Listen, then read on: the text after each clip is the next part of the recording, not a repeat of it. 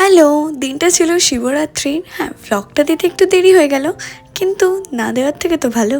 তো এখানটায় আমি আমাদের পাড়ার যে মন্দিরটা আছে ওখানটায় পুজো করে নেওয়ার পর আমরা সবাই মিলে চলে গিয়েছিলাম পাতালেশ্বর। আর পাতালেশ্বরটা দেখো কি দারুণভাবে সাজিয়েছে। প্রত্যেক বছর এখানটায় খুব সুন্দরভাবে সাজায়। লাস্ট বার এসেছিলাম আর এইবার এলাম আমি প্রথম। কি দারুণ লাগছে। আর এখন আমরা চলে এসেছি গর্ভগৃহে। আর গর্ভগৃহটা দেখো কি দারুণভাবে ফুল দিয়ে সাজিয়েছিল। আর ভিড় তো ভালোই ছিল, তাও বাবার দর্শনটা খুব ভালো হয়েছে।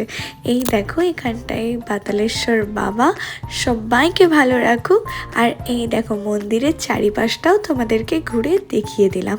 আর এই যে আমি এসেছিলাম মা পাপার সাথে, এখানটায় যদিও মা আছে, পাপা ছিল না। আর বাইরে দেখো এই শিব ঠাকুরের মূর্তিটা কি ভালো লাগছে।